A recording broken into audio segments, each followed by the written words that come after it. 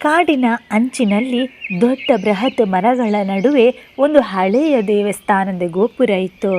ಆ ಗೋಪುರದ ಮೇಲೆ ಪಾರಿವಾಳಗಳು ವಾಸಿಸ್ತಾ ಇದ್ವು. ಪ್ರತಿದಿನ ಬೆಳಿಗ್ಗೆ ಅವು ಸಣ್ಣ ಸಣ್ಣ ಹಾರಾಟ ಮಾಡಿ ಹತ್ತಿರದ ಮನೆಗಳ ಮೇಲ್ಛಾವಣಿಗಳಲ್ಲಿ ಕುಳಿತು ವಿಶ್ರಾಂತಿ ಪಡಿತಾ ಇದ್ವು. ಅದೇ ಗೋಪುರದ ಪಕ್ಕದಲ್ಲಿ ಆಲದ ಮರದಲ್ಲಿ ಮೈನಾ ಹಕ್ಕಿ ಮತ್ತು ಗಿಳಿ ಹರಿ ವಾಸಿಸ್ತಾ ಇದ್ರು. 3 ಹಕ್ಕಿಗಳು ದಿನವೂ ಒಟ್ಟಿಗೆ ಮಾತನಾಡ್ತಾ ಆಕಾಶ ನೋಡ್ತಾ ಸಮಯ ಕಳೀತಾ ಇದ್ರು. ಅವುಗಳಲ್ಲಿ ಒಂದು ಪಾರಿವಾಳ ಇತ್ತು. ಅದರ ಹೆಸರು ಪಿಂಕು ಅಂತ. ಪಿಂಕು ಬೇರೆ ಪಾರಿವಾಳಗಳಂತೆ ಅಲ್ಲ. ಅವನ ಕಣ್ಣುಗಳಲ್ಲಿ ಸದಾ ಆಕಾಶದತ್ತ ನೋಡುವ ಕನಸು ಇತ್ತು. ಪ್ರತಿದಿನ ಗಿಡುಗಗಳು, ಗರುಡಗಳು ಎತ್ತರದಲ್ಲಿ ಹಾರಿಯುವುದನ್ನು ನೋಡಿ ಪಿಂಕು ಆಶ್ಚರ್ಯದಿಂದ ನೋಡ್ತಾ ಇದ್ದ. ಅವರು ಎಷ್ಟು ಎತ್ತರ ಹೋಗ್ತಾರೆ, ಮೋಡಗಳ ನಡುವೆ ಹಾರ್ತಾರಲ್ವಾ ಅಂತ ಅವನು ಹೇಳಿದಾಗ ಮೈನಾ ಹಕ್ಕಿ ನಗ್ತಾ ಹೇಳ್ತಾಳೆ, ಕನಸು ದೊಡ್ಡದಾಗಿರೋದ್ರಲ್ಲಿ ತಪ್ಪೇನಿಲ್ಲ ಪಿಂಕು. ಆದರೆ ಗಿಳಿ ಹರಿ ತುಸು ಚಿಂತೆ ಮಾಡಿಕೊಂಡು ಹೇಳ್ತಾನೆ, ಆದರೆ ನಿಧಾನವಾಗಿ ಪ್ರಯತ್ನನೂ ಮಾಡಬೇಕು. ಒಂದಿನ ಪಿಂಕು ತನ್ನ ಸ್ನೇಹಿತೆ ಪಾರಿವಾಳಕ್ಕೆ ಹೇಳ್ತಾನೆ, ನನಗೂ ಆಕಾಶದಲ್ಲಿ ತುಂಬ ಎತ್ತರ ಹಾರಬೇಕು. ಅದಕ್ಕೆ ಅವಳು ನಗ್ತಾಳೆ, ನಾವು ಪಾರಿವಾಳಗಳು, ನಮ್ಮ ಹಾರಾಟ ಸಣ್ಣದು, ಮೋಡಗಳು ನಮಗಾಗಿ ಅಲ್ಲ ಅಂತ ಹೇಳ್ತಾಳೆ. ಪಿಂಕು ಮೌನವಾಗಿದ್ದ. ಆದರೆ ಮೈನಾ ಹಕ್ಕಿ ಮತ್ತು ಹರಿ ಅವನ ಪಕ್ಕದಲ್ಲೇ ನಿಲ್ತಾರೆ. ಮರುದಿನ ಬೆಳಿಗ್ಗೆ ಸೂರ್ಯೋದಯಕ್ಕೂ ಮೊದಲು ಪಿಂಕು ಹೇಳ್ತಾನೆ, ಆಕಾಶ ಸ್ವಚ್ಛವಾಗಿತ್ತು, ಇನ್ನು ನಾನು ಸ್ವಲ್ಪ ಹೆಚ್ಚು ಹಾರ್ತೇನೆ ಅಂತ ತೀರ್ಮಾನಿಸ್ತಾನೆ. ಅವನು ಹಾರ್ತಾನೆ ಆದರೆ ಸ್ವಲ್ಪ ದೂರ ಹೋದ ತಕ್ಷಣ ಸಾಕಾಗುತ್ತೆ ಅವನಿಗೆ. ದಣಿತಾನೆ. ಅವನು ಗೋಪುರದ ಮೇಲೆ ಮರಳಿ ಕುಳಿತಾನೆ. ಮೈನಾ ಹತ್ತಿರ ಬಂದು ಕೇಳ್ತಾಳೆ, ಎಷ್ಟು ಸೆಕೆಂಡು ಹಾರಿದೆ? 5 ಸೆಕೆಂಡು ಅಂತ ಪಿಂಕು ನಗ್ತಾ ಹೇಳ್ತಾನೆ. ಗಿಳಿ ಹರಿ ತಕ್ಷಣ ಹೇಳ್ತಾನೆ, ಆದರೆ ನಾಳೆ 10 ಸೆಕೆಂಡು ಮಾಡ್ಬೋದು. ಅಂದಿನಿಂದ ಪಿಂಕು ಒಂದು ನಿಯಮ ಮಾಡಿಕೊಳ್ತಾನೆ.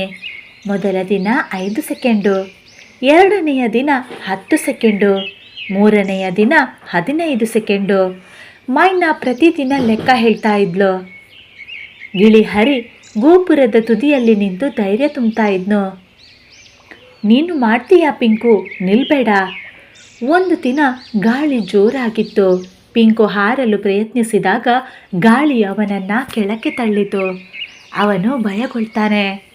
ನಾನು ಬಿಡಬೇಕಾ ಅಂತ ಅವನು ಕೇಳಿದಾಗ ಮೈನಾ ಹೇಳ್ತಾಳೆ, ಇಲ್ಲ ಪಿಂಕು, ಇಂದು ಬಿಟ್ಟರೆ ನಿನ್ನ ಕನಸು ದೂರ ಹೋಗುತ್ತೆ.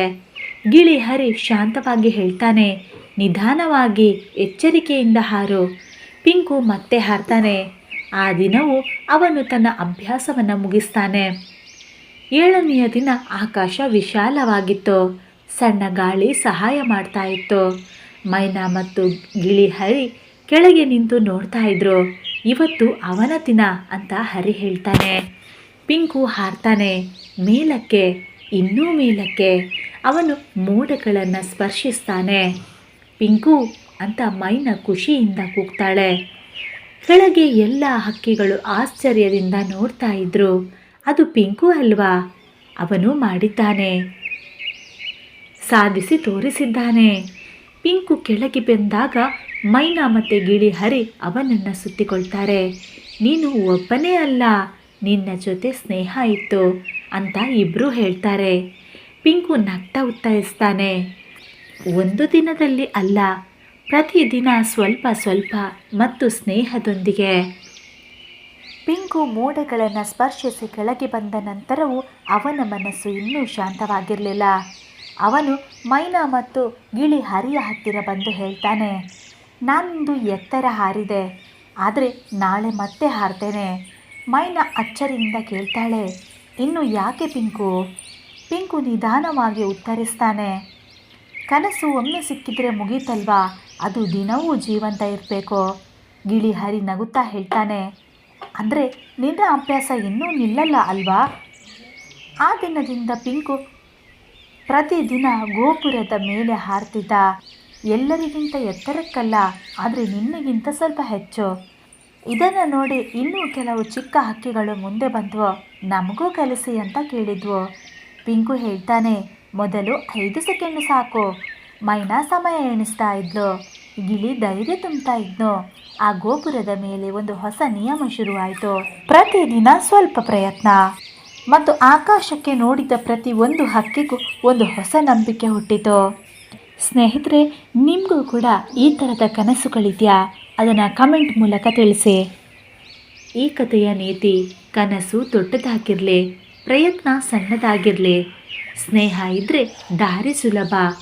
ಆಕಾಶದಲ್ಲಿ ಇಂದಿಗೂ ಪಾರಿವಾಳ, ಮೈನಾ ಮತ್ತು ಗಿಳಿ 3 ಸ್ನೇಹಿತರು ಒಟ್ಟಿಗೆ ಹಾರ್ತಾರೆ.